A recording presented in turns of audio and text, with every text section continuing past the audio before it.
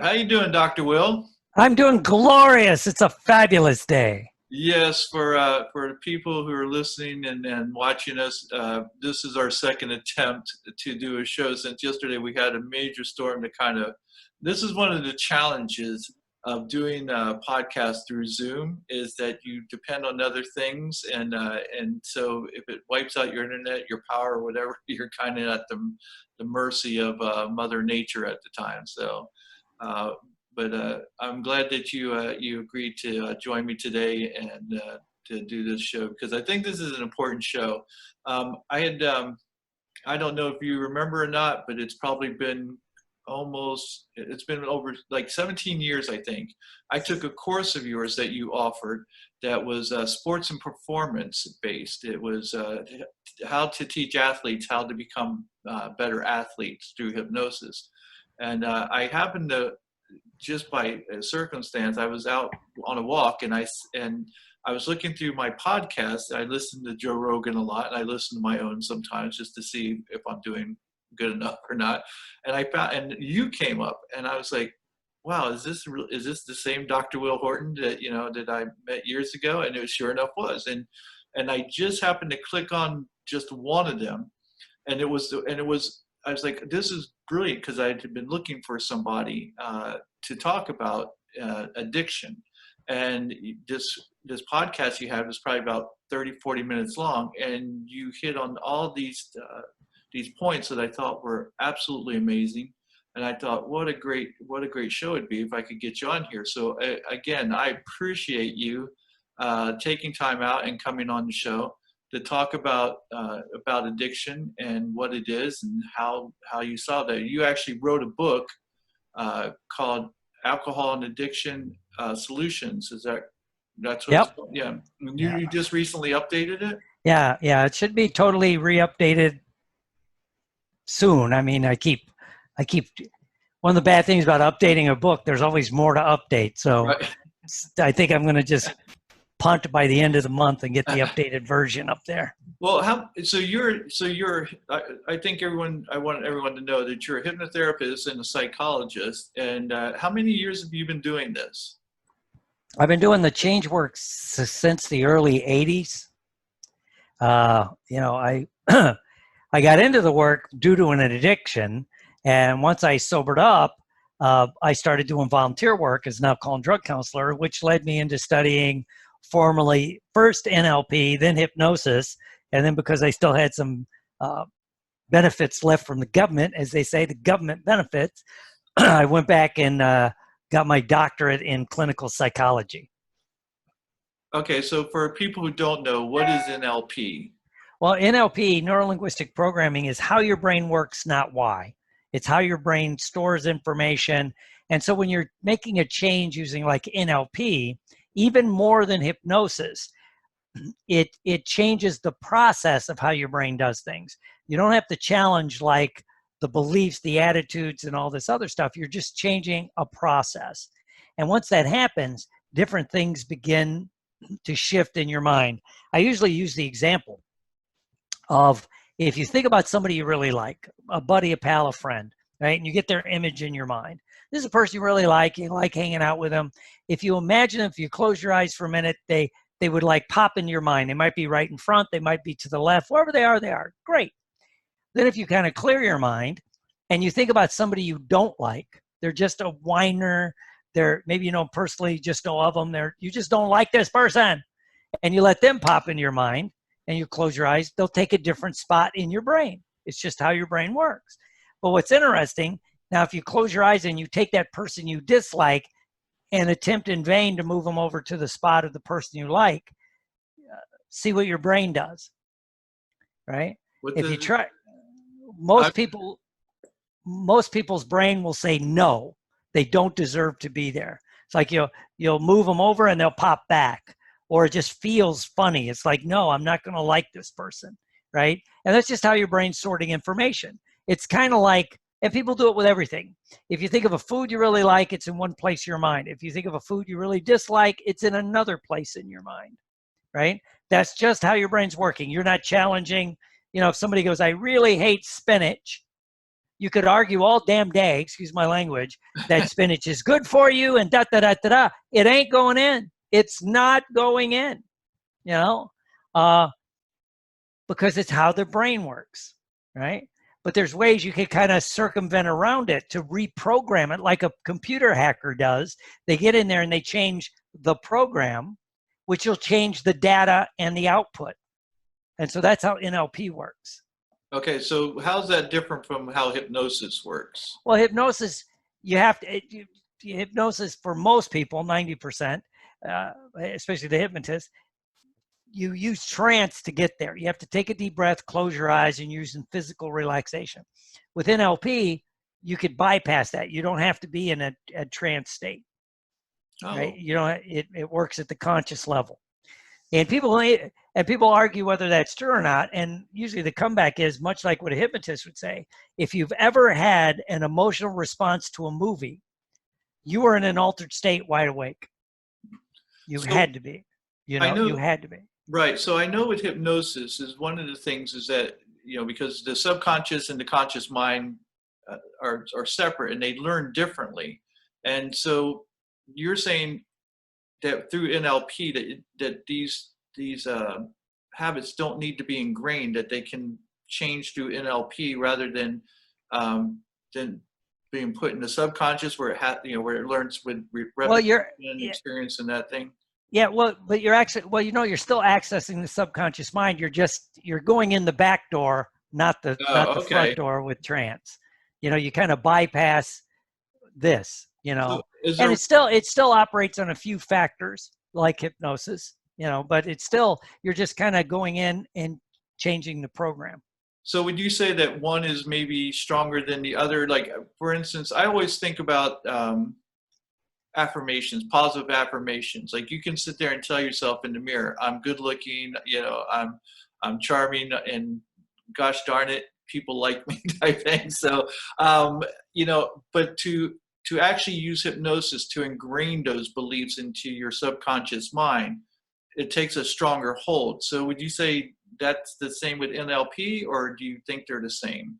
No, well, it's a little different. I'm always, the only thing I hate, somebody will say NLP is a tool. I'll be teaching a class, you'll be a hypnotist or therapist. They'll say, yeah, I want to add NLP to my toolbox. I'm like, you're in the wrong room. You're absolutely in the wrong room. NLP is not a tool. It is flat out not a tool. It is the toolbox. Everything else will go in. Once people really understand NLP, you could do cognitive behavioral therapy, you could do hypnosis, you could do regression type hypnosis, you could do everything. It changes the framework of it, right? NLP is like the big box that all the other little boxes go in. And I think people, because then that it changes how you look at it, because it's all about communication. Yeah, everything you're doing is communicating. The first time I ever heard of NLP was through Tony Robbins. Did he create this, or he just made it famous? No, he made it famous. What he did was, the two guys that are mainly credited with it are Richard Bandler and John Grinder. But actually, there was a whole group. There was about 20 people. David Gordon, Stephen Connie Ray Andreas, Schmidt, I think Michael Schmidt.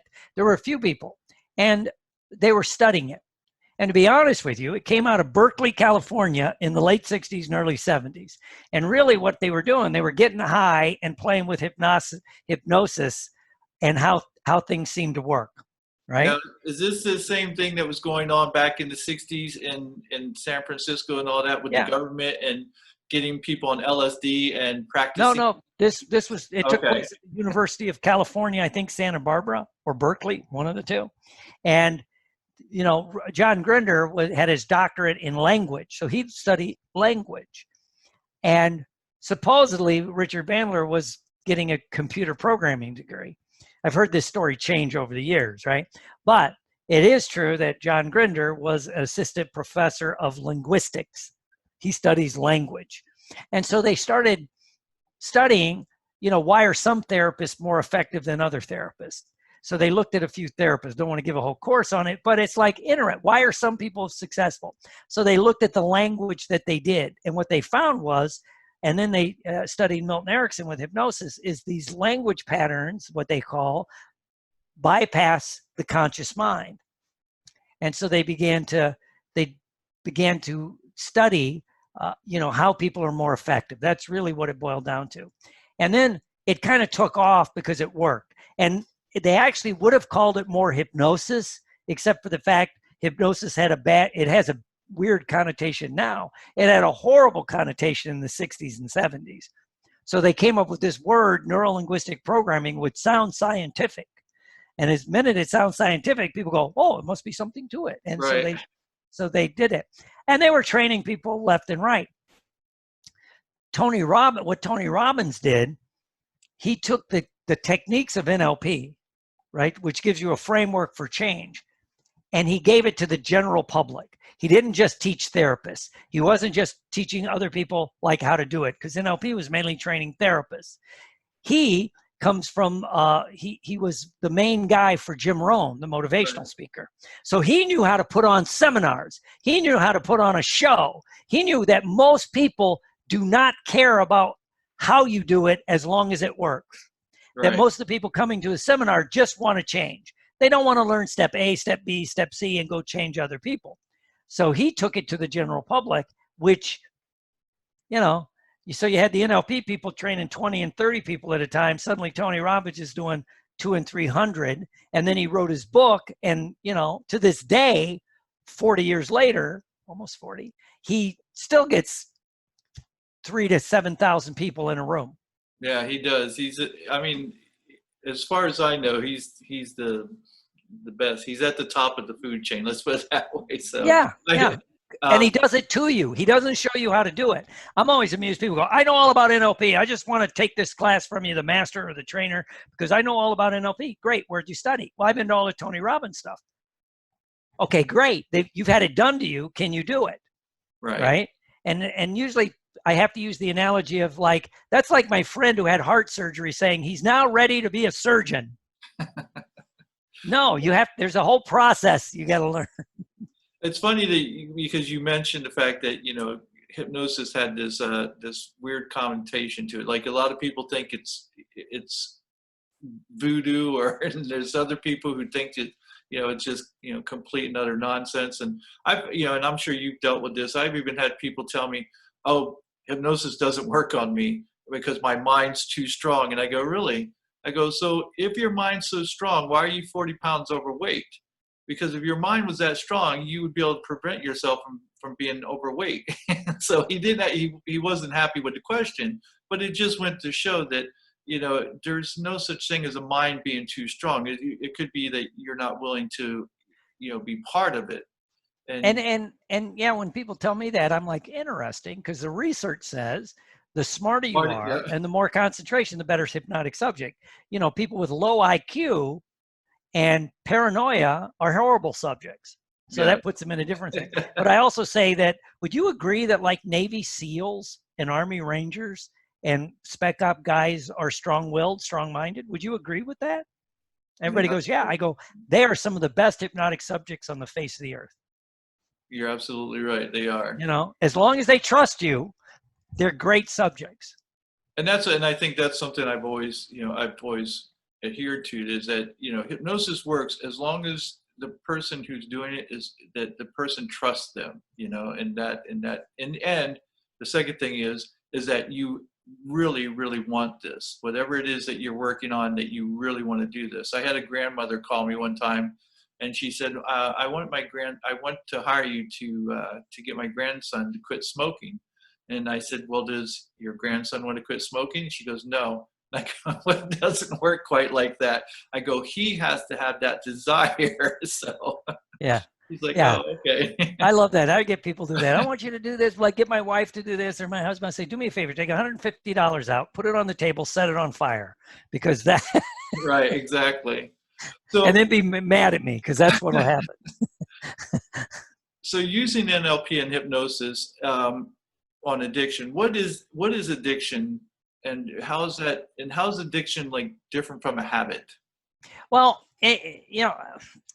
I guess the biggest difference is that we could argue, or that's a deep discussion, right? Because you have all kinds of habits. Are they an addiction, right? I don't know. And how hard is it to make a habit? I love one of the myths is people put out there, it takes 21 days to make or break a habit. Nah, that's not true. You can make a habit instantly if there's a strong enough thing, or you could do things for years. I usually use the analogy when people say, well, if it only takes 21 days to make or break a habit, and then you do something regularly for 21 days, or let's say if you do it 40 days out of 60, it should be a habit. If that statement was true. And I always default to, I know guys and women now that spent, 4 to 6 years in the United States Marine Corps, and every day they exercise. That is part of the Corps' thing. They run, they exercise, or you're an Army Ranger. When I was with those units, right? Exercise was part of it. They get out of the Corps, they quit the Army, they never exercise another day in their life. For 4 years, they were doing it regularly. If whatever 4 years times 365 is about 1,800 days, probably 1,500 of those days they exercised. They quit. Why? So there's other things going on, right? I wouldn't even call that a habit. It was something they were doing to get a short-term or a specific goal, right? And then you get other people, they'll do something once or twice, and then they're doing it for the rest of their life. So do you think the difference is that a habit is something that you do because you love doing it or you enjoy doing it, and that's how it becomes a habit? Because again, you're absolutely right. I was in the military, and I can tell you that probably 99% of people I was in the military with, they didn't want to exercise even when they were in the military. So no, it was something you had to do. Right. So a habit would be something that you do because you enjoy doing it, and you find some kind of pleasure, or you pick the pleasure out of it, and that's what you focus on. And a good example for like exercise would be, because I know you're a trainer and you're always trying to get people to exercise, and people go, I'll exercise to get in shape, or I'll do this to do that, right? And a lot of my hypnotist friends will say they hate working with brides, right? Yeah. They'll take the money because they're good clients, but they'll lose the weight to get into that size 6 wedding dress. And then at the reception, they start eating cake and they never stop. A year later, they're 200 pounds overweight. And they'll say, see, the hypnosis didn't work, right? It worked, but it didn't get ingrained. So, but anyway, we're always trying to get people to exercise. And I have to, since I've been doing this, I found things that seem to work. But one of the things was, one day I'm in the health club, exercise. I liked exercise. And well, I'll tell you why, and it'll come out in the story. I'm standing there doing whatever I'm doing. And one of the trainers, like you, was walking by with a lady he was coaching, and he's trying to motivate her. And he's a really nice guy. I like the guy. And she made the comment, yeah, well, I'm going to work out till I get in shape and lose weight so I can quit. And he was trying to explain to her that and you've heard that 100 times, right? Yes. And so he's trying to explain to her, and she's like, well, whatever. But he goes, well, there was a couple next to me that, this was like 25 years ago. They were in great shape. The guy had to be in his mid-60s. I mean, he had 6-pack. He was just in great shape. So was the woman. And the trainer asked them about why do they work out? Because he goes, do you guys work out? They go, worked out our whole lives. We can't, and whatever the guy said, I don't remember, to be honest with you, But the lady said something. She went, well, when I think about it, I don't understand how people don't exercise. To me, it's like showering. How do you not do it? I feel dirty if I do not exercise. And I'm standing there next to her. I almost dropped the dumbbells because I went, damn it. That's how my brain works. Right. I'll skip a day here and there if I'm traveling or just I don't feel good. But about that second or third day, I start feeling, I have to exercise, which is different than most people, And so if I went on a cruise, and I will admit I've never been on a cruise. I think they're stupid, right? The only cruises I've ever been on are dive trips where it's a sailboat where you scuba dive. And I saw this in my hypnosis clinic, and I know you've seen it as a personal trainer. People go, well, I won't work out for the next 2 weeks because I'm going on a cruise. Well, what's that got to do with working out? Well, you can't work out on a cruise. Really? One of my former clients was a Mr. World, and one of his jobs is he would jump on a cruise ship, and he was the trainer on the cruise ship. So yes, you could work out. Right? I would figure out a way to work out if I went on a cruise. I'll bet you would figure out a way to work out if you were on a cruise. I you know know? most, yeah, I would look at it as a different experience because I've never worked out on a cruise, because I'm like you, I've never taken a cruise, and because I think they're stupid as well, uh, but that's beside the point. But if I did take a cruise, I would, I'd go, I wonder what it's like, and what kind of equipment do they have? And I'd want to, take part of it. It's just, I do that when I go to a different country. I want to experience, I'll go in the gym just because I want to see what their gyms are like, what the people who are working out there are like. And it's interesting. Oh yeah, it's like when I was traveling doing different kinds of seminars, people go, well, you can't work out when you travel. I'm like, do you eat when you travel? Yes. Well, that's because you find a place to eat. I find a Right. place to exercise. So it becomes second nature. So like that lady, I'm like, well, can you install that in people? Because what begins to happen, I feel good when I exercise, right? I feel good. I get the adrenaline, the endorphin rush. Yes, so there's a positive, even, people like that. But at the same time, I feel terrible if I don't exercise. Right. Therefore, you're going to exercise. So, So that's what you could do with that. And so it's not just a habit, it's part of who you are. right, exactly, and You it's know, ingrained in you. yeah. And it's funny because, again, I know there are people who do certain things like work out or cook or whatever it is that is their thing, and they don't feel like themselves unless they're doing it. And I was very fortunate that, when I was like 14, 15 years old, I knew this was something I loved and I wanted to do it my whole life. So what happens to people, like, how, or is it possible to get other people who don't like working out, who don't like lifting? Is it possible to get them to enjoy it, to make it so they can make it a habit? Well, yeah, because first you look at, like, especially like exercise is a great example of what I call a lose-lose situation in most cultures, right? Everybody talks win-win. Well, what do I mean by lose-lose? If you were not athletic in school, you were the last guy chosen or the girl chosen for the in gym class, first one hit in the face with a dodgeball, if you're old enough to remember that, Oh yeah. right? You started hating gym class, so you hated exercise, which really it had nothing to do with exercise, it had to do with sports, right? Maybe you're not a good athlete. So then in your brain though, you link two ideas: exercise is pain, I hate it, right? Right. And you look for ways out of it. The people, I got a note to the coach, right? But even if you were athletic, so that's loss one. If you were athletic in high school, especially men or women, in sports, exercise is punishment. You tried to get through a football practice and not run gassers. And you wanted to kill the guy that dropped the football because now we got to run gassers, right? Right. So that's why you see guys, and I still remember I had a guy that was in my office, big guy. He was like obviously he's a big guy. He's 6'4", like, hell, he weighed 400 pounds when he's in my office. And we started to do the weight loss program, and we get to exercise. He goes, Doc, I can tell you the exact last day I exercised. I'm like, that's interesting. When's that? And he holds his ring up. He goes, well, I played football at the University of Florida. And he goes, I wasn't good enough. He goes, I wasn't a starter. I was on a scholarship. And I knew, in fact, he goes, my last year I graduated earlier and started law school because he goes, I wasn't smart enough to get into law school. But because I was on the football team, they put him in law school. So he's in law school. And he goes, I knew the last day of practice for the Orange Bowl, whatever year that was. He goes, I knew when it was over, I would never have to exercise again. And I go, what do you mean? He goes, well, you work out because you're playing football. I was never going to play football again. So he never worked out. But he still ate like 8,000 calories a day like a college football player. So he's like sitting there like this. Now he's an attorney, and he's, the hardest exercise he does is try to tell the truth.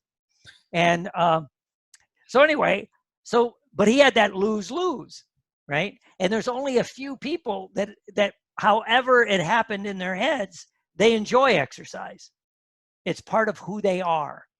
It's not just something they do. It's really part of who they Right. are, and so they keep exercising, and again, like, you're a veteran, I'm a veteran. I'll see people, it's like, you'll look at them and go, you can't picture that they were like a Navy SEAL or an Army Ranger Yeah. or Marine Recon. And it's not that they're like 60, 70 years old now. They're like, they've been out for 2 years, right? And so it's like, well, they did it and they excelled at it. Or like football players. We're always seeing, football players, right?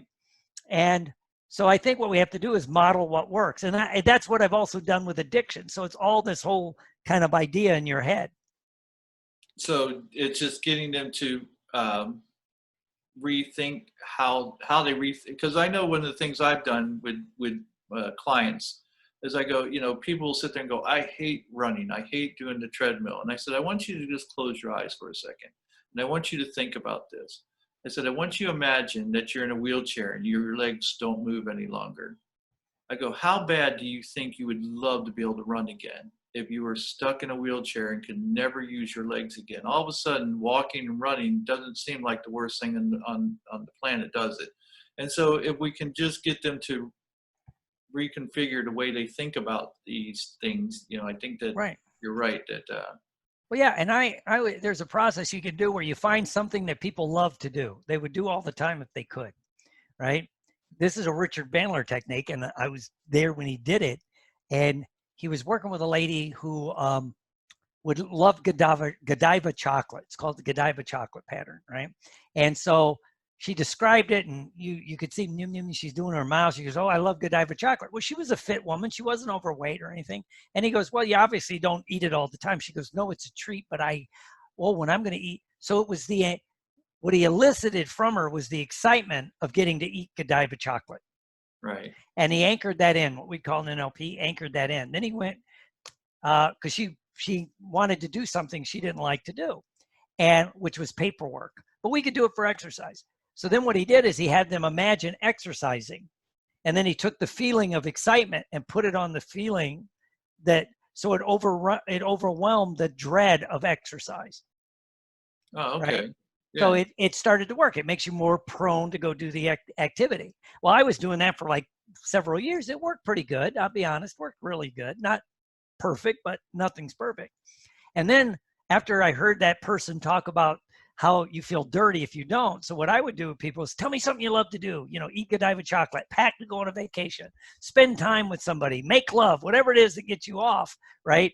And it's the anticipation of doing it. I anchor that and then put it with the idea of you exercising. Then I would add the level of not step back. How would you feel if you couldn't shower or brush your teeth for 3 days? How would you feel if you hadn't brushed your teeth or showered for 3 days? You'd feel dirty, grody, disgusting. Then I anchor in the negative. And so you get the excitement to exercise, and then you get the negative if you don't exercise. So when you get the whiny voice, like, I'm going to skip today, I'm late, I'm tired, and I use the whiny voice, I'm tired, it's late, wah. And so then you got the double whammy going on, because that's what I've done with addictions. I looked at the people that recover from addiction. What are they doing different than the people that don't? So, all right. So let's get back to that for just a second. I like that you use both the positive and the negative to form their behaviors. So, all right. So we know that a habit is something that we do over and over again, and something that we enjoy. That's how it becomes habit. So what causes addiction then? Well, addiction, I think, is one level above it, where you keep doing a behavior when it has negative repercussions, So right? why would someone do that? Why would someone like do something that has negative repercussions? There's something going on in their heads, right? And that's the key. Whether it's like alcohol, drugs, or just think about anorexics. They'll eat and then go throw up, right? So in their heads, there's like misfiring going on, right? And so I think a lot of that is it's become hardwired into the brain. And with certain addictions, there's especially alcohol and drugs, which are the two I work with the most. There's a genetic component that some people are genetically predisposed to addiction. And when I talk about that, people start getting defensive.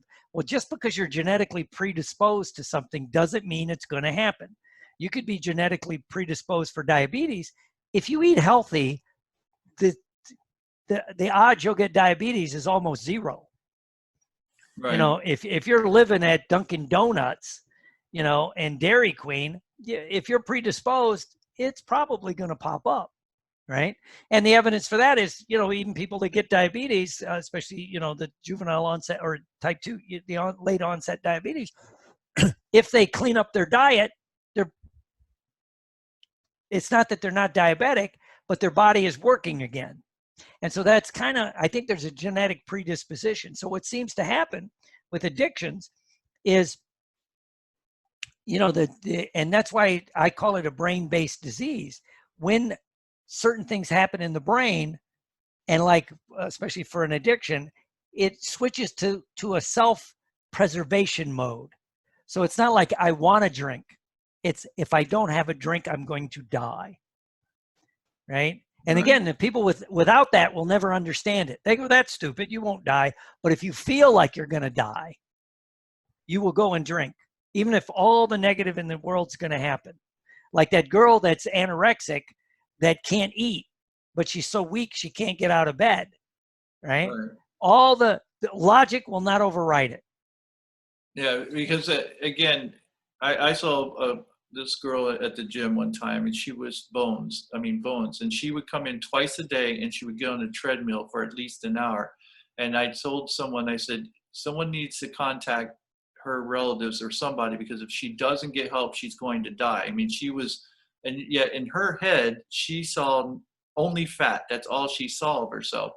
And I wondered, like, what gets a person to that point where they have such bad body dysmorphia that they don't see the bones protruding from the skin because all she can see is fat, when there's no fat on her. That that dysmorphia was so bad. I mean, I think everyone suffers from body dysmorphia on some level or another. But I mean, when it's at that extreme where it can cause you death, I always wonder how they got there. Well, something's going on in their head. I remember I had a guy in my office. He was about 5'10". His competition body, he was a bodybuilder. Competition weight was 225, 230. That's a big guy. Yeah, it is. But he was in my office because he wanted to gain 20 pounds. Yeah. Well, and I'm like, oh, and we start talking. And finally he goes, you know what, Doc? When I look in the mirror, I see the guy that couldn't make the freshman football team. I will tell you this. Right now I'm at 230. I'm down from 260. And when I get down to 215, I'm 5'10", and I'm a powerlifter. I've never had a desire to bodybuild. I just want to lift as much weight as possible. And people have always told me, you'd look so great if you just, if you got a six pack. And so I did it one time. I got down to 215, and all I could see was this little person. Like I thought everyone else was bigger than me. And people are like, are you crazy? And I go, that's all I ever. And now this is someone, I'm someone who does this professionally. I've done hypnosis. I understand the mindset of it. And yet when I look in the mirror, I sit there and go, I don't like it. So, yeah. Because you could, And like you say, when you see it, it can break your heart. I was in a play with a girl. My other hobby is theater, right?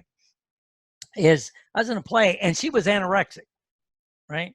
And everybody's like, she was a pretty good actress, right? But during the run of the show, she kept saying she had to lose more weight because the show was coming up. And everybody's like, you're already too skinny now, right? And in the run of the show, it was a 4-week run. I still remember that. Like the second week, she fell down backstage and was so weak she could not get up. Wow. Right? So they helped her up. She got on, and once she got on stage, that's another thing. She did the part and then left. But it's like, and of course, everybody that knew what I do for a living, they're like, well, fix her. I'm like, she doesn't want any help. Right. I offered one day on the side. I said, and she goes, I don't have a problem. And I'm like, well, to the people in the cast, I go, technically, it would be unethical for me to go in and do something if she doesn't want it. And you could argue all day about maybe I should, and I think I have the skill set, but she honestly, it wouldn't change if she didn't want it anyway, right? Well, it might, but also too, and to be honest, I thought about doing it. And then she found out what I did for a living. And other than on stage, she never wanted to talk to me. Yeah, she was scared. And I'm like, okay, well then, God love you. So you got it on both sides. So with addictions, what happens sometimes, that becomes ingrained in your addiction. How many people, like they're alcoholic, I'll use alcohol, or a partier, alcohol and drugs, you know, and part of their thing is that's who they are. Right. Yeah. You know, I That's know how where they all the identify. I can get you into all the after hours clubs. I know all the bouncers. I know where to get the good drugs. Whatever it is, that becomes your identity. So if that is, and all of a sudden somebody says, well, quit drinking. Well, you've also lost part of your identity, right? Right. And in our culture, especially alcohol, and now it's starting to also happen with marijuana for the younger people. If you don't do it, you're weird. Right. You know, I mean, we're adults.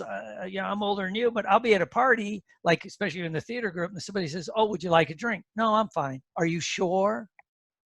And then they'll list like, "We have beer, we have wine." I'm like, "No, I don't want anything." Are you sure? And then people might go, "Don't you want to have any fun?" Now, these are educated, articulate people, but it's so ingrained Right. that if you're the type that doesn't do it, or they'll say, "Are you okay? Do you have a health issue?" You know. There's Uh, always got to be something wrong because yeah, you know. you And when I keep was in going. a little bit better shape, people assumed I was bodybuilding or something, right? Well, it's funny because even if you're not, an alcoholic or, I found that I go to parties because I'm like you. I'm not a big drinker. I'll drink on occasion, but I'm just not a big drinker. But I know that a lot of people don't feel comfortable unless they have that glass in their hand, and so I got to a point where I would just, and I don't even like Coke, but I would pour some Coke in there so people would assume I had a drink, so they would quit asking me, why don't you have a drink? and I, and I thought, at least if I have a Coke in my hand, they'll think it's Coke, rum and Coke or something. And they'll just leave me alone and quit asking me all night why I'm not drinking. Right, right. Um, with addiction, so we would say that you talk about in your book about commission and omission, about as far as reasons why people become addicted, and so everyone has these different reasons for becoming addicted. So does that mean that everyone needs to be treated differently as far as that goes? Well, I think you have to change something on the inside. You know, maybe it's something you don't do, like an act of omission. It's something you don't, or commission, Yeah, and explain to people who may not know, because I'm sorry, I well, sometimes. commission is something Right. you do, and omission is something you don't do, Okay, there you go. right? So when you know, but I think what begins to happen if people, um, one of the rules for addiction too, especially alcohol and drugs, is um, if you can't stop with no effort, you probably got a problem. You know, I remember when I was doing stop smoking seminars, one of the things I would say in the stop smoking seminar is, now for the next 21 days, don't drink alcohol. It's not that I care either way. It's just that if you have a couple of drinks, you're much more likely to pick up a cigarette. And also back then, this was years ago, I was doing those seminars, you could still smoke in bars. So if you're having a couple of drinks, Right. somebody might offer you a cigarette. And then I would always throw in, and by the way, if you cannot drink for the next 21 days, you need help. And that used to piss people off, right? But a normal person, a person without it, they could go 21, 20. I mean, it's right. Uh, so, so you have to change on the inside, you know. And for years, you know, there really was, and to this day, what's kind of interesting about the treatment of addiction, especially alcohol and drug, is there's no formal protocol for treatment. The default treatment is the 12-step program. And there are many programs that you'll go there, they'll dry you out, you know, they'll get you the drug, you know, they'll get you off the drugs and the alcohol, give you food, vitamins, you feel good and all that. And then they might do some little bit of therapy, and then they send you to AA meetings. That's all they do. That's what a lot of the systems do. Right. And so there's no default treatment. And so what I always started looking at is, even in something like the 12-step program, which I've been around since the early 80s, I would look around and go, why do some people make it and other people don't? Even if they're pretty much doing the same thing, you know, if the prescription is go to AA meetings, get a sponsor, do this and this, okay, let's say you get 10 people, they all do it. Not everybody sobers up. Do you So think? what's the difference? And that's what I started studying. I'm like, what's the difference? You Do you know? think that because one of the things, and again, I haven't studied this anywhere near to the length that you have, and don't pretend to be that knowledgeable on it. One of the correlating factors that I found though is loneliness and this feeling of not belonging. And because even with the addiction, it seems like people will trade one addiction for another, but when they trade it for another, it's usually where they go where there's support system for them. So you might get somebody who quits drinking and then starts going to church and will be, and they're not just going to church on Sunday, they're going to church 3, 4, 5 times a week. And I think it's because all of a sudden they feel like they belong, like they have a support system there. So is there any validity to that? Oh yeah, and it's very common. It's one of the things they say, whoever they are, right, is uh, usually a true addict or an alcoholic can tell you the first time they used, right? Like the first time they really had a drink and felt it. And Hmm. a lot of people can, well, maybe high school, maybe I was at a game, Right, college, but an alcoholic or a drug addict say, oh, I was at, and they can explain it, right? Because something happened and they felt normal. And that's what you hear people talk about. I felt like I had a hole in my soul or a hole in my heart. And alcohol felt that. And they'll usually say for the first time, they felt normal, right? And then and so, so what that's very common. And, and the other thing that you notice a lot with addiction, especially alcohol, well, almost all addictions, is there's usually some kind of trauma. And it doesn't have to be this horrible, like you were beaten and set on fire. Yeah, it could be a small thing, because when you're a kid, when you're a little kid, something that may seem innocuous to an adult is horrible to that kid, right, right? And as an adult, you got kids, you love your kids, and like, they lost their teddy bear. And you're like, big, here, I'll buy you another damn bear. Shut up, right? Well, right. 20 years later, that kid's sitting there shooting up smack and can't get, and it's a trauma. And for whatever, it disassociated them from other people, maybe their family, maybe this. And so that's why one of the things that seems to help an addiction is connection with other people. And that's why, that's why you see an addict quit drinking and, like you say, go to church every day, or I've seen guys get into exercise. They never exercised before. Now, 5 years later, they're bodybuilding, or they're Right. running the Boston Marathon, right? Or some people would say they get addicted to AA. But it fills that need. It's about that connection that for whatever reason they didn't get when they were younger. Yeah, it's funny how the mind works, like especially as a kid or when we're younger, and how things affect us. That if we look back and we go, most people sit there and go, "Why did that bother you? That shouldn't have bothered you." I had a woman who was overweight, and I did uh, past regret or a regression session with her, and found out that it was when I said, when we found out when she first started gaining weight was because she was 10 and some boy told her she was fat, and she believed it. And so when I got her to realize that her whole life has been dependent upon what this kid, like, what he told her, I go, you realize that as an adult, this 10-year-old has control over you. And then she realized how ridiculous that was, which helped her lose the weight and keep it off. But it's funny how, just like you said, one little thing that shouldn't make a bit of difference makes all the difference in the world when we're younger. What do you say to people who blame the addict? Because I know there's a lot of, I've seen this so many times where people are so harsh to addicts, where they're like, well, you made the choice to take that drink, you made the choice to take that hit or whatever. And it's as if they're so cold and callous, and it seems like they don't understand that it does affect people differently. Well, yeah. And when I hear that, the first thing, I was it was at a meeting, and it was a bunch of hypnotists, and somebody had that attitude and they're talking. And I'm like, do you do that to somebody that's dying of lung cancer that smoked? Do you walk in and just say, fuck you, excuse my language, we're not paying anymore, just die Right. because you chose to smoke when you knew it was killing you. They go, of course not. I go, but you're doing it to this person. Do you do it to a diabetic that is going to lose their leg because for some reason they ate sugar, you know?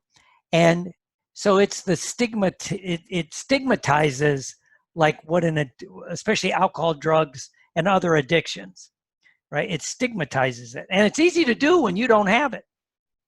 It's easy to do, you know, and you know, and people get that self-righteous, Exactly. you know. Yeah.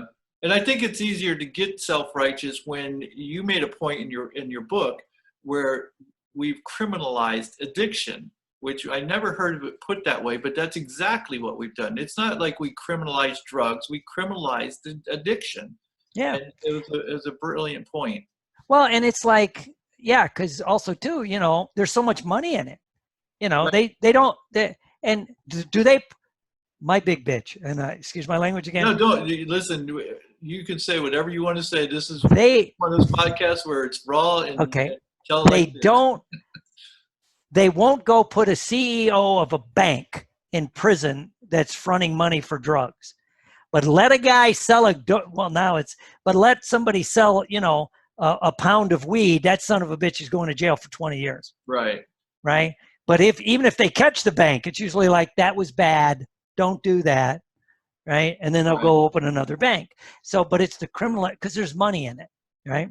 And also it's easy to stigmatize. And a lot of this comes back to, especially in this country, in the 60s, it was a political decision to criminalize addiction, especially, and because it was a political means, which was they wanted to get rid of the hippies because they were fighting the war, so they criminalized marijuana, made it horrible because that. And then they didn't like the black culture because civil rights, so they mainly picked on, like, you know, again, marijuana and heroin, right? And so they criminalized the behavior.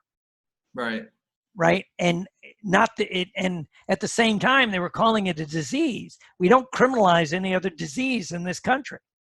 You know, you don't put people in jail because they have congestive heart failure. Right. And you call this a brain disease or a learning,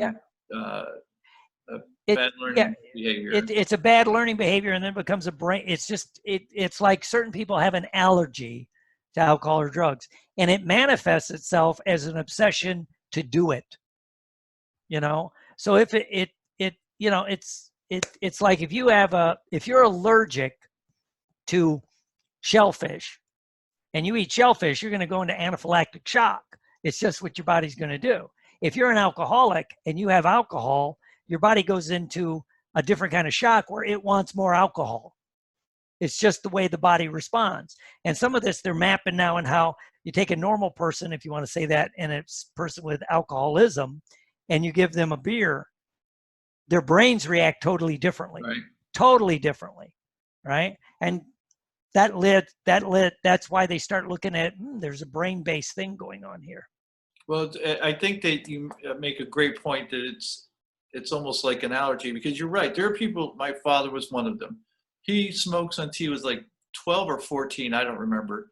Never had an issue with anything as far as, you know, lung disease or anything of that nature. And yet there are people out there who have only had secondhand smoke and have died from lung cancer. And so you're right, there's a genetic disposition as far as, you know, what your body may be able to handle and what it can't handle. And addiction, I think you're right, is absolutely just like that. And it also leads to how we stigmatize it, because someone will go, well, my uncle smoked 4 packs a day for 30 years and he just put them down. So why can't you? Well, I'm not your uncle, God damn it. You know, it's like, yeah, and you hear that with alcohol. My friend, he drank alcoholically and then just quit. Didn't go to meetings, didn't go to treatment. He just quit because I'm not your friend. You know, Right. it's like, every person's different, like you said. And then, you know, they're always looking at that. Like, you know, right now as we're talking, there's the epidemic or whatever, we're in pandemic with the flu thing. But, you know, why do some people get sick and others not? This goes back to when I first got into social services. My first job I was an AIDS educator as well as substance abuse. And even then, some people were looking at like, even with HIV, not everybody that's exposed to it gets it. Right. Right? They could have unprotected sex and they will never get it. They can share a dirty needle. They will not get it. Other people will, right? And it's it's just the genetic things that were dealt. As much as I would like to be 6'2", 217 pounds, I am not, because the Right. only thing that kept me out of the NFL was talent and size.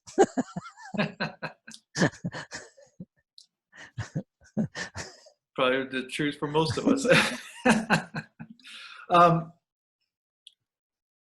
so in order for people to overcome an addiction, what are the steps? Like, I know that you, again, from your book, that they need to take personal responsibility rather than blaming the alcohol or blaming the drugs or whatever it might be, that they need to go, that's not the problem, I'm the problem. Is that Right. correct? Okay. Yeah, and that's where, like, usually people only are willing to get the help that they need when they've hit some kind of bottom. And again, now that's sliding. Someone's bottom might be they're homeless and they're living under a bridge. Another person is, I missed my kid's soccer game. Right. Whatever your bottom is, it is, but it makes you realize that the addiction or whatever it is causing you pain, and you have to get rid of it. And then you have to look at, like, again, then those other things. Everybody drinks for a different reason. Some people drink to fit in because it makes them feel good. Other people drink because it just seems to kill the pain.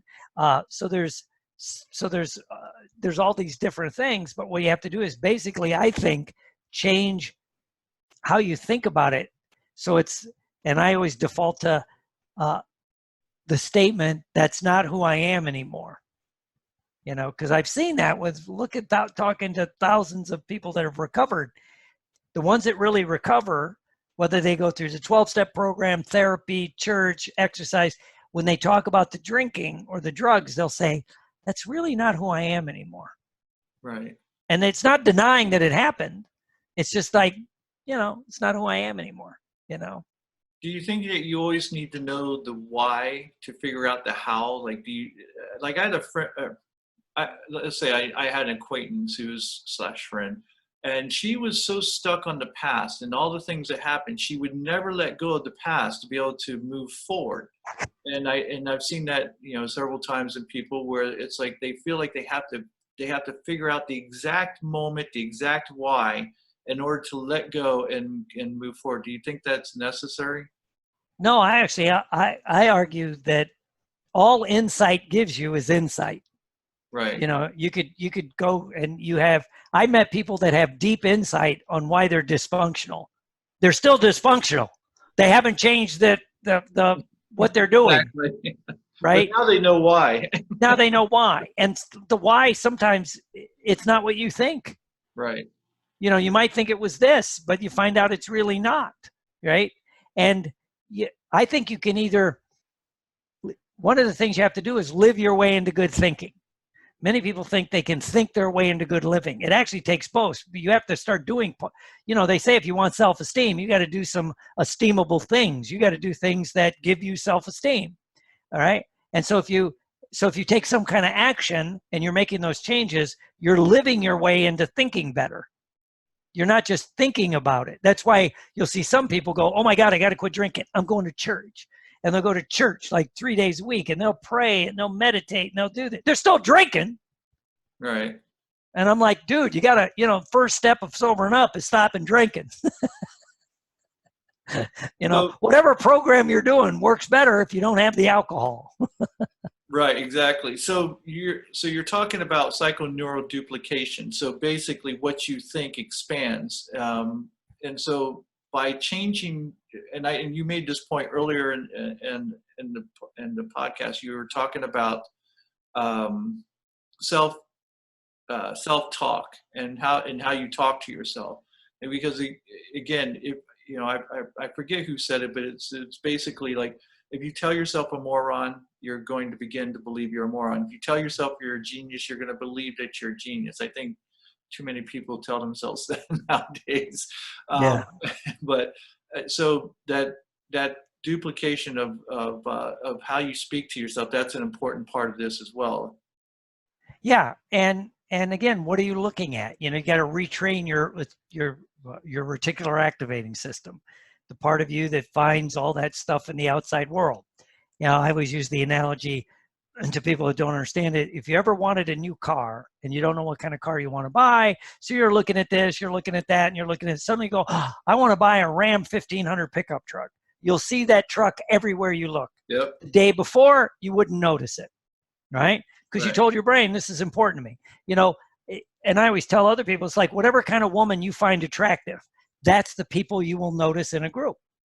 If you like blondes with blue eyes, you walk in, there's 300 women, there's 40 with blonde, that's the ones you'll see, right? Now, what happens with alcoholics and addicts is you've trained your reticular activating system to find it. That's why you could take an addict or an alcoholic and take them out of the bad environment, like the inner city of Chicago, drop them down in some place, they'll be high in an hour. Yeah. They'll find it. They'll pick up subtle cues you and I won't. If they've retrained their reticular activating system that nobody else will notice. I was teaching this once and somebody says, oh, I go, what? And they go, is that like gaydar?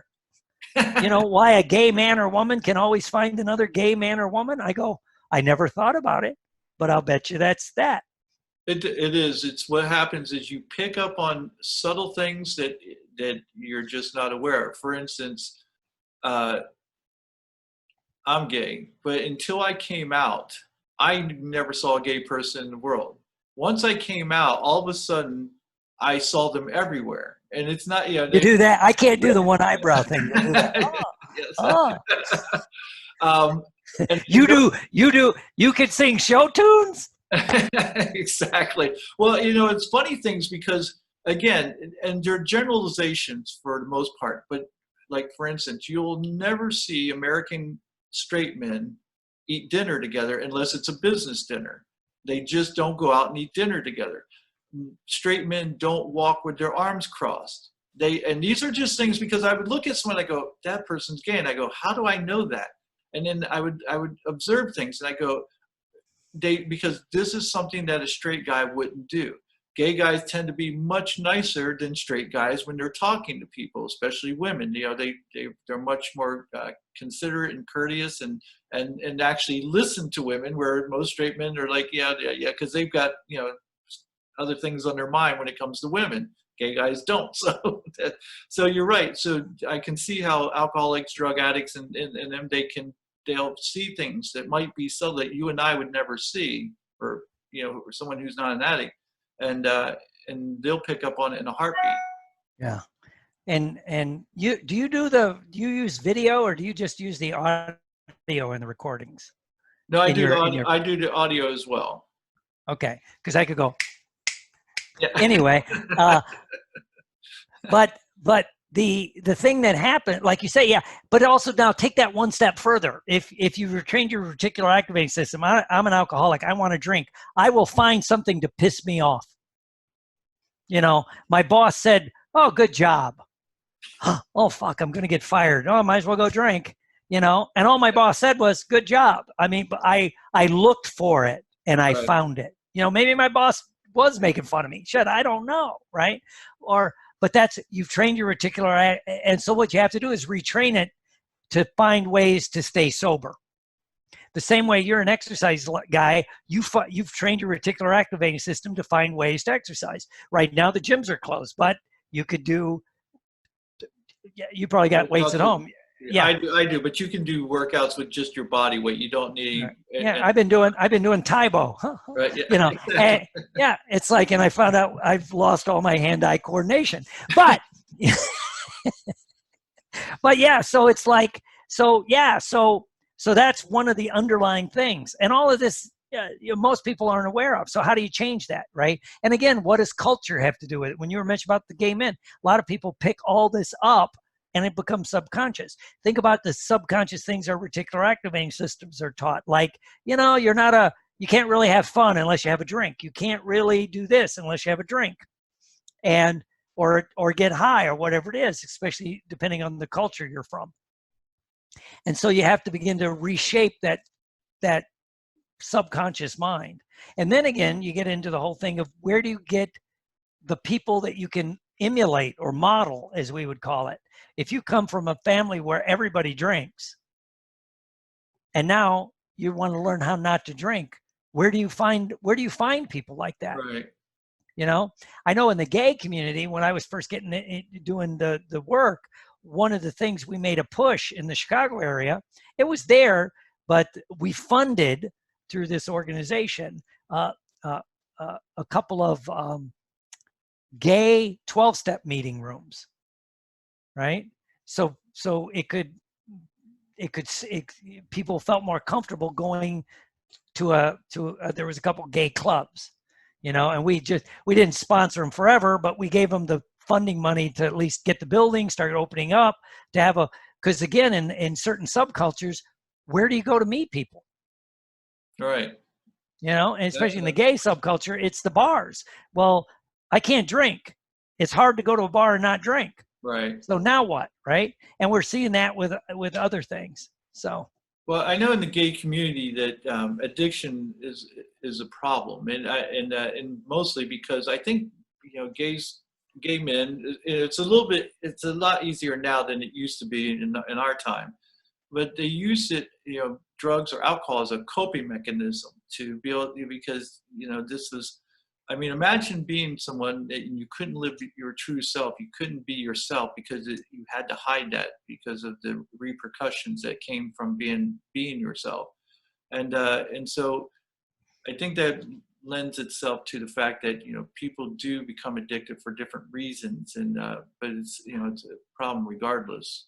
Oh yeah. Well, it's like, I remember I was doing therapy, right? And working in a detox place, and there was a few people, they would relapse regularly, like every 90 days, you know, sometimes 30, but usually about 90 days to 6 months, they would relapse, right? And they'd come back through detox. And finally, one day I'm talking to this guy, it was on the north side of Chicago. And it's just your intuition coming up, but we're sitting there talking. And finally I lean over and I go, how long have you been hiding the fact that you're at least bisexual, if not gay? And he was shocked, you know, and he goes, well, what do you mean? I said, well, I think what's one of the things going on is you can only subdue that behavior for so long, you know, that the thing that really makes you feel fulfilled, right? And so basically he was living a lie, and this was back in the early 80s. So like you say, it was a totally different world. Yes.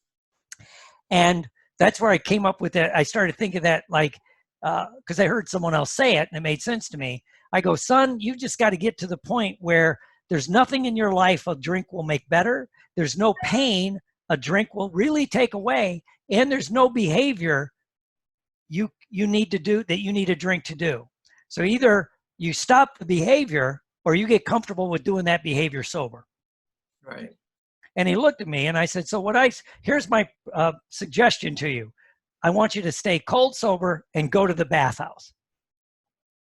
And he looked at me. He goes, I didn't know if he went to the bathhouse or not, you know, but, you know, I'm like, he just looked at me. He goes, I don't know if I could. I said, well, maybe you know, maybe you need to get comfortable with it. Well, anyway, that's a good success story, because he comes back 6 months later. I ran into him at a meeting and he went, you know, it's more fun when you're sober.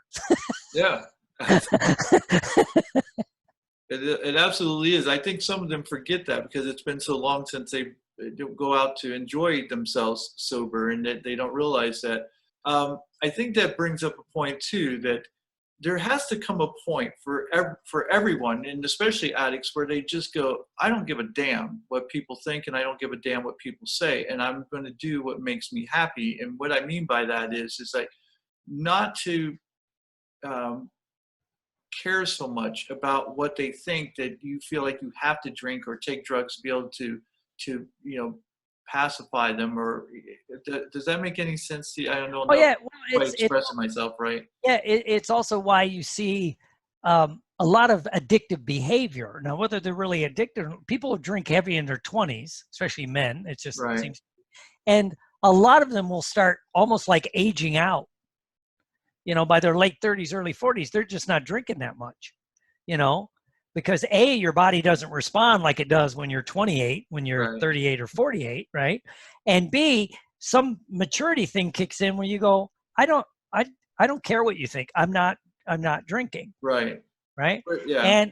And then usually those people also get comfortable with either doing a behavior or not doing a behavior or whatever. They can go to a wedding and dance without having to have a few drinks. Right. That you when you're in your 20s, you might have to have a couple before you could go do some behavior. So you also spoke about in your book about changing not just the external, but also the internal. So that's what you were talking about, that you have to change that mindset. And it's like when we talk about working out, I tell people, look, you talked about this earlier. You can come to me and I can make you lose 40 pounds. You can work out. But if you don't change your mindset of how you look at exercise, how you look at diet, and how and how to eat properly, you're just going to go back and gain the weight back and then some usually.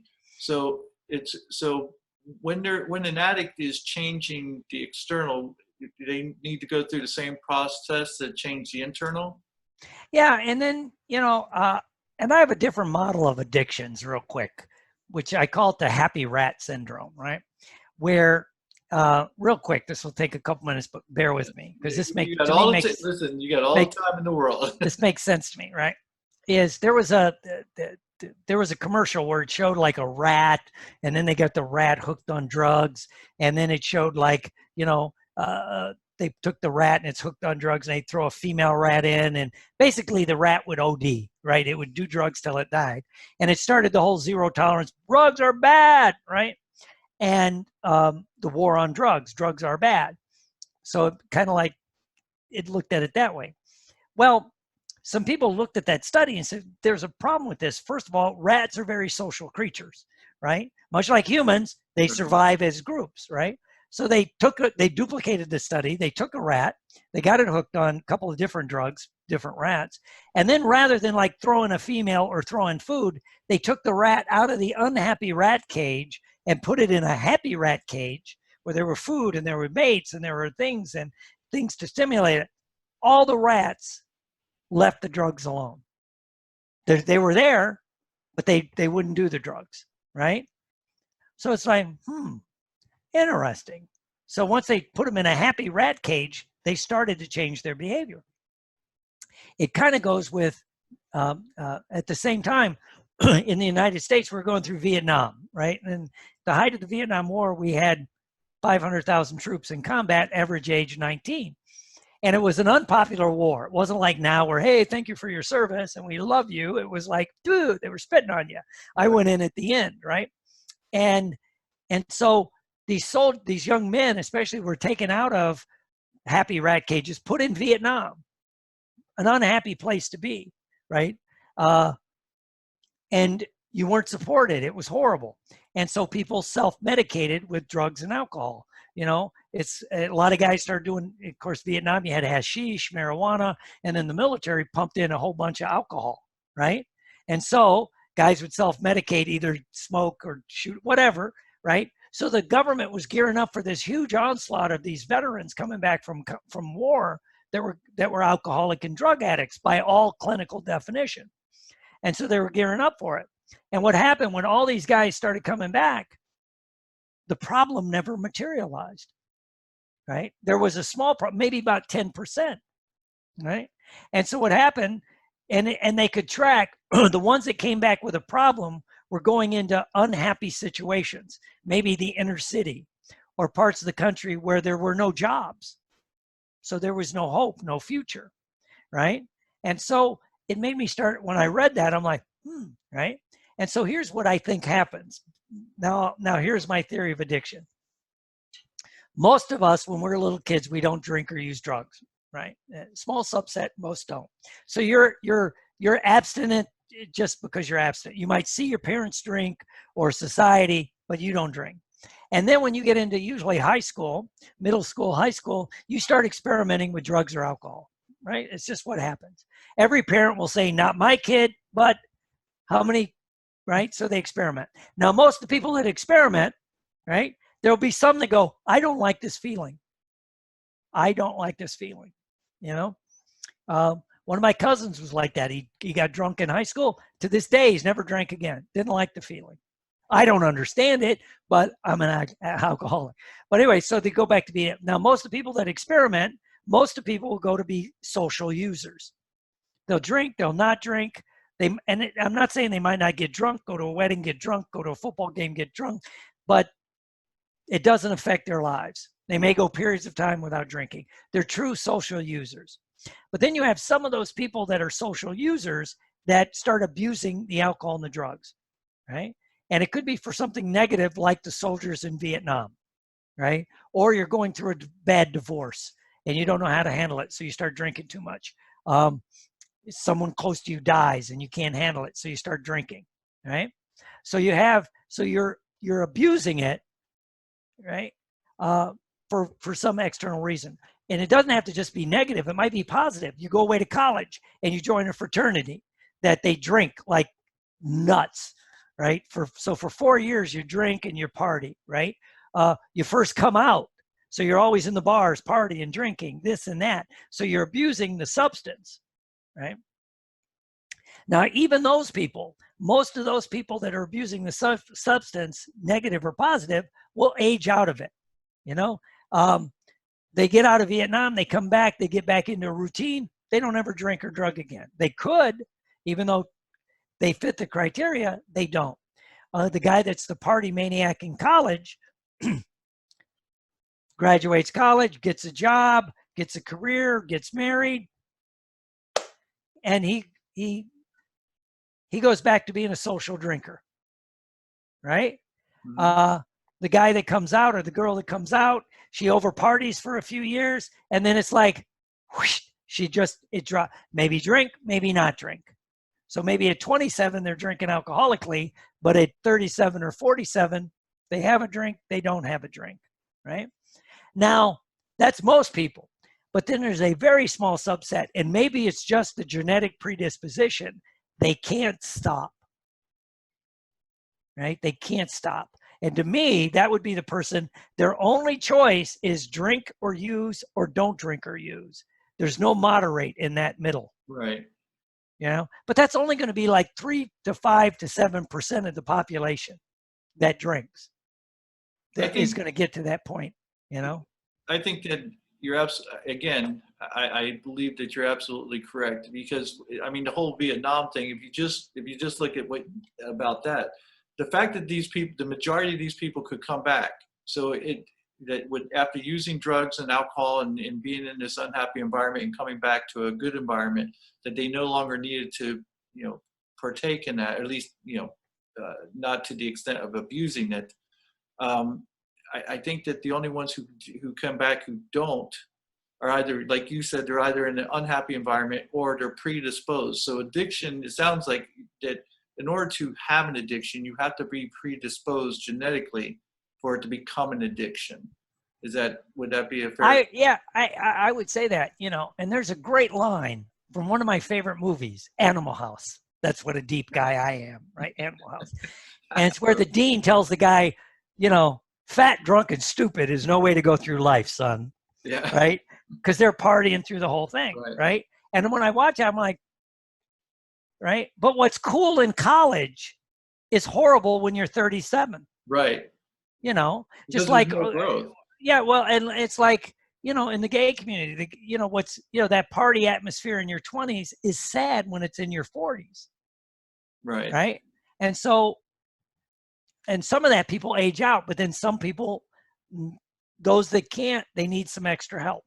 Right. And whether that's a 12-step program, some other restructuring, and then let's talk about the 12-step program for just a moment, because one of the issues, and again, I know that they've had, you know, a fair amount of success, yet I've always thought that the 12-step program kind of was lacking, because it always put people, at least to my assumption, that it put people in this mindset that you're always an alcoholic. And to me, like what we were talking about with the neuropsychoduplication, if I keep telling myself I'm an alcoholic, then I'm always going to be an alcoholic. And I feel like that puts them in a role of a victim. And that's not something that, I thought would be, productive. Plus, they always want you, they always push this narrative of that there's a higher being that you have to depend on to get out of this. Is that a wrong assumption of the program, or? No, well, I've seen AA shift over the last, couple of decades. And I think part of it is as we've moved away, because it got started in 1935. So it's 85 years old, something like that, 95, no, 85. And as we've gotten away from the people that founded it, it's kind of gotten taken over by sometimes the crazy people. That's the only way I can describe it, right? And it's got them, and things are different now than 1935, Right. 1940. AA actually grew in the 40s, 50s, and early 60s. And you had the war people coming back. People were much more joiners than today. I mean, the American Legions are dying all over the country. There's still a lot of veterans, but they don't join like they did my Right. dad's generation. Even me, of course, I was an active member until I sobered up, right? And then I quit the American Legion, right? But anyway, so they're not joiners. So, and AA was much more vibrant when I first got involved in the early 80s, much more accepting, much more open. And what's misunderstood is a couple of things, because then some people say, well, but they'll talk about how it's all about being powerless. That step says you're powerless. Da, da, da, da. I always correct them. I say, no, the step actually is, we admitted we were powerless over alcohol. Our lives had become unmanageable. It is past tense, right? It is past tense. It doesn't say you're powerless now. It doesn't say your life is unmanageable now. What they would argue, the way I was trained, was you pick up a drink, your life's probably unmanageable, Right. and you're powerless. Once you get out, if you're an alcoholic, once you put alcohol in your system, you're off to the races, right? And so I think some of that's gotten lost. I think it's making a comeback, but I think that's gotten lost. And the idea of a higher self was originally, I remember Dr. Bob, one of the founders of AA, talked about helping people rediscover a conscience, right?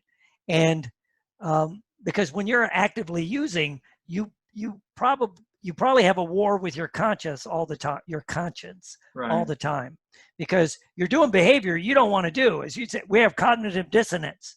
I'm doing behavior I think is appalling.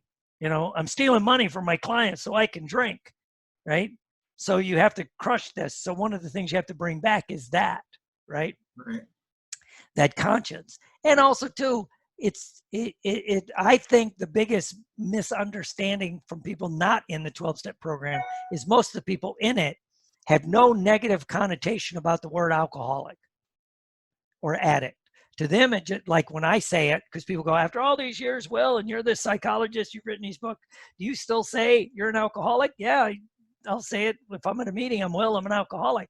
Because all that means to me is I cannot drink successfully. I can drink quite well. I've proven that, right? But it will not end well. And when I say I'm an alcoholic, that's to remind me not to do it. Just like my cousin will say he's a diabetic, because, if he starts, he's got it under control now, but he knows if he's, stops eating healthy and starts living like he used to, he's the example I use of Burger King and Dairy Queen, it's probably not going to end well for him. That's a great point. When you put it that way, it's just like you said, if someone's a diabetic, you're going to say, I'm a diabetic. You don't, even though you may not be suffering from it right now, that you can't eat sweets any longer, just because what will happen if you do. So that's a very good point. Or I never considered that before. I always thought of that from a negative connotation, like you're just saying, oh, I'm weak. I'm always going to be weak. And that's how I had seen it. So I'm glad. Well, and that and the other thing the 12-step program gives you, which was never there before, and still in places it's the only place where you can go and meet other people that are trying not to drink. On a Friday night, where are you going? What are you doing? Right. You know, uh, and that's my argument with people that go, well, yeah, but now they switch addictions. Well, what are they supposed to do at 8 o'clock on a Friday night? They're single. They want to be social because people are social. Yeah, you You don't want know, to sit at home by yourself all the time. yeah, it's like, why do people go to health clubs? Guess what they're doing at a health club? They're exercising. Right. When you go to an AA meeting, guess what people are doing? They're trying not to drink. The other thing is, for many people, it's a place to give back. It's a place to give back. My friend, he's retired, and he goes to a lot of AA meetings, right? He's got 1 month more sobriety than, or 2-3 months more sobriety than I got. And he goes to a lot of meetings to give back, right? Because it makes him feel good. He helps young people, and young has nothing to do with age. Somebody trying to sober up, he'll share his experience, strength, and hope. He'll tell them this. He'll give people rides to meeting. It makes him feel good. And I think the most arrogant goddamn thing I ever heard a hypnotist say is, you're making the choice what this person can do to feel good. We get to help people all the time. You and I can help other people, but my friend, when he worked in the steel mill, unless he was talking about booze or sports, there was nothing. Booze, sports, or broads, there was nothing to talk about at the Right. steel mill. So suddenly he starts sobering up. He could go to meetings and talk about his feelings and his emotions and his fears and this and that. And not everybody's in therapy. Not every, so when I hear someone say like they just shouldn't go to meetings, well, especially those that it gives them a reason to live, and so that part I get very defensive. It's like, so you're going to make the decision that my buddy should just sit home and wither up and die. Right. Yeah. Well, it's funny how everyone has advice for how everyone else should live their life, well, just like right now in this lockdown, and I'm seeing yeah. I'm seeing shit on Facebook. People go, they should just never reopen gyms. Gyms are nothing but a cesspool of germs. And I always the only thing I do piss people off, I'll post. You ever notice it's always people that don't go to gyms that are posting that? Exactly. I could post, hey, never open a bar. Yeah, Facebook is the worst. I mean, you have everyone out there and they're so adamant about their position as if they're the only voice of common sense, and and that goes from the people who sit there and go, oh, this is just this is nothing, and the other people who are sitting there going, no one should ever leave their homes, from one extreme to the other. And it's hilarious listening to these people or watching the comments that they post on Yeah. Really. So Cool. so let me see if I've got this right. So in order to overcome addiction, one is that, first off, don't give a damn what other people think or say. And then because I know that this happens to people all the time when they're attempting to make change. It's as if people judge them, and they do one thing wrong, someone will say, oh, see, you haven't changed, as if they expect perfection out of these people immediately, which I just think is just it's just so arrogant of them to say something like that. And it's so destructive to do something like that, to try to put someone down as they're just starting to to move forward, and these people want to stop them in their tracks by saying something so stupid as that. So number one, don't give a fuck, as you would say, about what other people say, and do this for yourself. Would that be right? Yep. All right. So number two, I would say, is take personal responsibility and realize this is on you, and you're the only one who can change this. You can't do this for your wife, for your kids, for anyone else. But you got to do this for you as well. Would that be? Yep. Okay. Yep. So I know there's probably a point where you have to learn how to love yourself and do that, and enough to where you can do that for yourself. And I think that's part of the struggle sometimes for addicts.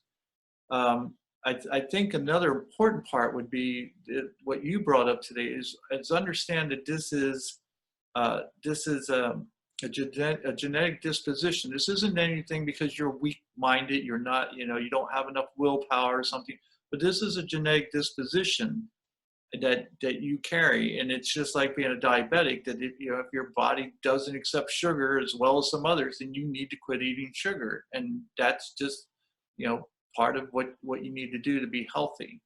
So I Yep. agree with that. Okay. And then, and I'd say probably the final one would be making sure that you surround yourself with a support team, with like-minded people who, because I tell people who come here to lose weight, I go, look, in fact, I've had several clients throughout the years who've lost over 100 pounds. And I said, what's going to happen is your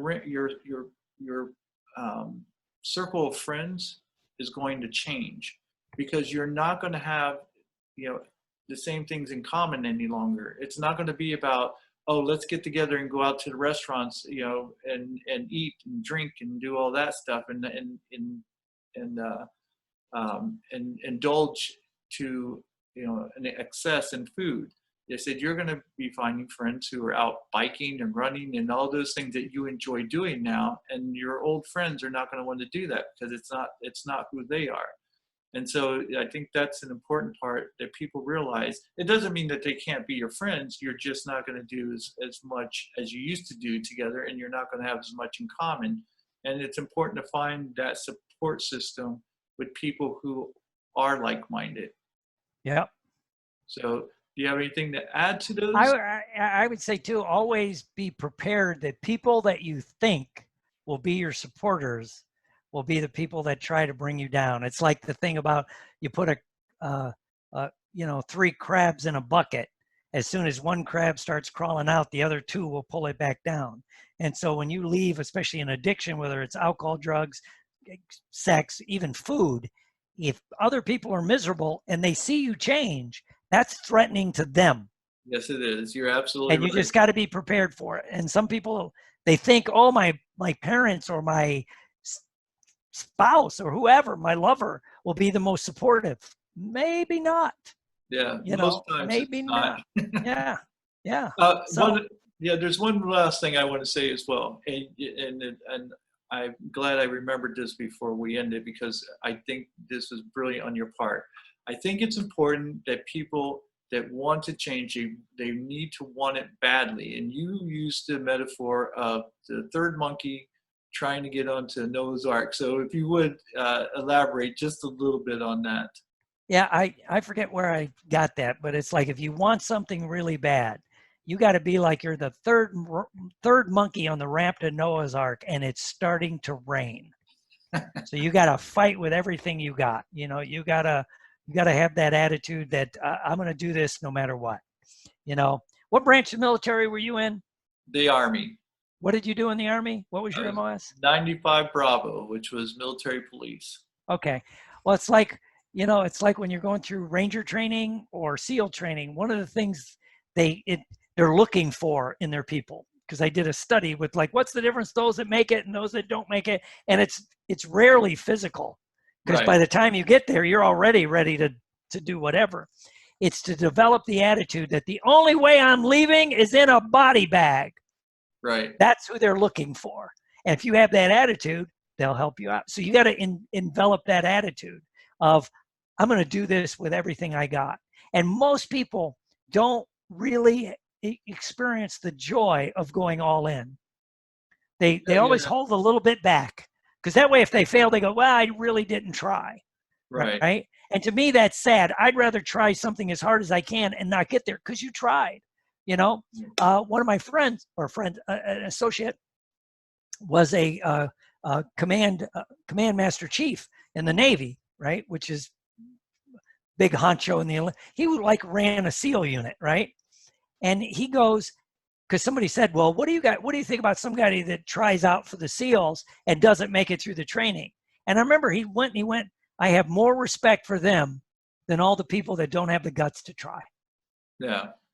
Because not everybody's going to make it. Could be, you break your leg, shit, that, you're done, but I'm like, so you got to want it so bad that nothing's going to stop you. And I want to say one other thing about the trying thing, though, not to sound like you, Oh yeah, do or not. Yeah, there's no try, only do. Because to me, whether you fail or succeed, you're doing it, and it wasn't a trying. Because I see people who fall into this trap of always trying, and they never succeed because again, it's that victimization, and they get something out of it. So if they say, oh, I tried to lose weight, I tried to lose weight, and everybody's always supporting them, they're always getting this attention. Because and I think that part of it is that if they ever lost the weight, they're afraid that attention would go away, and so they crave that attention. So they always say, well, I'm really trying, and people are coming up and comforting them and things, and they begin to depend on that. And I go, that's not good for you when you start identifying as someone who only tries. I used to have a song queued up in my office when people would start that. It's a country song, Poor, Poor, Pitiful Me. Oh yeah, I know. That was Linda Ronstadt. Yeah, well, it's kind of country. It's poor, poor. Oh, yeah. I'm like, Yeah, excuse me, let me put this on because this is how it sounds to me. I don't do typical therapies. Yeah. Well, and that's why you're so successful. Because, I mean, honestly, you're probably one of the most famous hypnotists in the hypnosis community out there. And with the exception, as I said before, with the exception of maybe Marshall Silver, who thinks he's the most famous hypnotist in the world. But other than that, you're probably right up there, I'm sure. And so I was really, again, I'm very fortunate to be able to have you on as a guest today. I really appreciate all your insight, and I know that you're doing great work, and I know that people who listen to this and watch this podcast who have addiction, that this will help them. Yeah, and if anybody's interested, I have a website called AA Solved, just AA, the word solved, and it stands for All Addiction Solved. It's not a slam on the 12-step program, aasolved.com.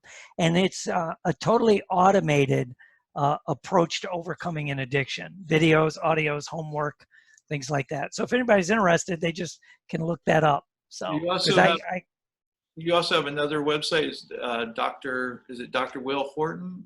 Yeah, drwillhorton.com. Can they go there and find your books and things of that nature? Okay, very good. So that's drwillhorton.com. And that's where you can also find the updated or you're not quite done with the updated version. Yeah, I got to finish editing. Okay. Okay. So, and that's the book. I'm going to do it. I'm not going to try. Exactly. There you go. And that book's called The Alcohol and Addiction Solution. And right. So very good. Well, thank you so much for your time today. I really appreciate it. And I'd love to have you, if you'd like, I'd love to do another show with you in the future. Oh, sure. About another topic totally different, because I know you've been doing this with all kinds of things like weight loss and other things throughout your career. So I know that I'd love to have you back on again. Okay. Sounds good. All right, Doc. Thank you very much, folks. Thanks for listening today. And until next time, take care.